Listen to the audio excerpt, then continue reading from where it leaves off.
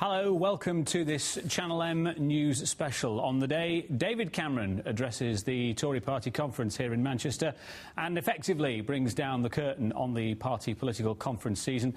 We thought it would be interesting to debate the issues that face Greater Manchester as we unofficially, at least, enter the run-up to the next general election. So here to do so are a panel of MPs and political experts and an invited audience of Greater Mancunians. The panel includes the Labour MP for Blackley, Graham Stringer.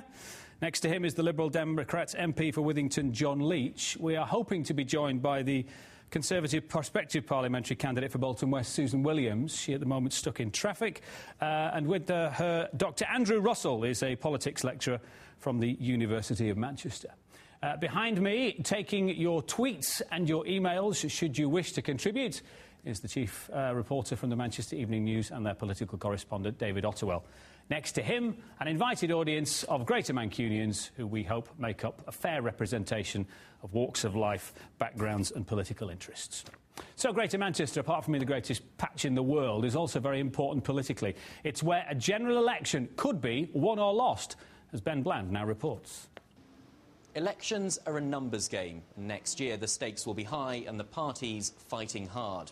After the last general election in 2005, this is how Greater Manchester looked. Labour by far the strongest player, with 23 out of the 28 seats. The Liberal Democrats with 4 and the Conservatives with just 1. Next year, the parties know that this will be a key battleground. So we focused on 3 of the more marginal seats. If you like, the aces they'll have to pull out of the pack if they want to go on and form the next government. First, Bolton West. In every general election since 1983, the party that's won here has also gone on to win the election overall, making it a good indicator seat. It's been Labour since 1997, but the MP here, Ruth Kelly, is standing down next year. 10 for 1, 2 for 15 quid. Tony's been a trader at Bolton Market for 16 years.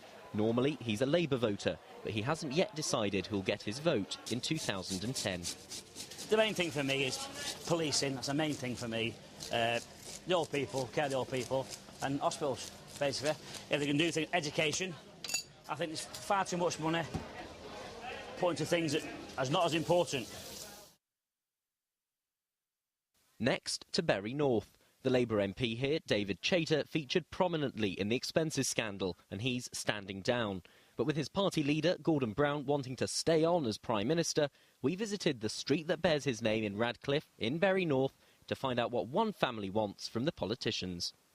I think the need to make sure there's better provision for education. I've got, obviously, Alicia's still just gone into juniors. Josh is taking his GCSEs this year, and my eldest daughter, she's just done her first year at college for A-levels.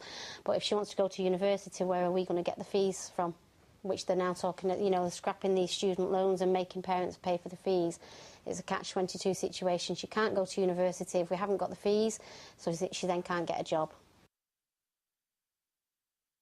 And finally to Cheadle, a Liberal Democrat seat where Mark Hunter is the MP. The defence contractor BAE is a big employer here. The Woodford factory was the home of the Lancaster bomber. But it's just been announced the site will close with the loss of 600 jobs. Mike lives near the factory, and for him it's local issues like this that will decide who gets his vote. The closure of the factory across the road here is a severe blow, really, to the working force in this area. We all know that unemployment is in a serious state, and for people who live around here, I think it's a bit of a crying shame that the place should be closing down.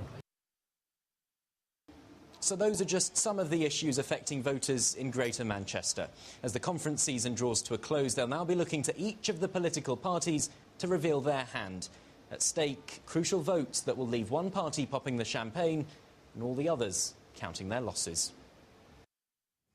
And Bland reporting for us. Well, I'm delighted to say that the prospective parliamentary candidate for Bolton West has now joined us. Susan, welcome. But I'd like to start with the chap next to you. Dr Russell, we were talking there about Manchester being a battleground, and there are some bellwether constituencies, as the Americans would call them. Do you think the political colour of the map in Greater Manchester will change much after the next election? Well, Manchester's interesting because the general state of the map won't change that much, I don't think. But there are important constituencies which could kind of have a national focus, if you like, and we've just seen in Ben's report, you know, Cheadle and Bolton and Bury might be those very seats, but overall, the kind of general atmosphere around the city won't change that much. Because the Conservatives have made a great play about having to win the North. To win the election, they need to win the North, they say.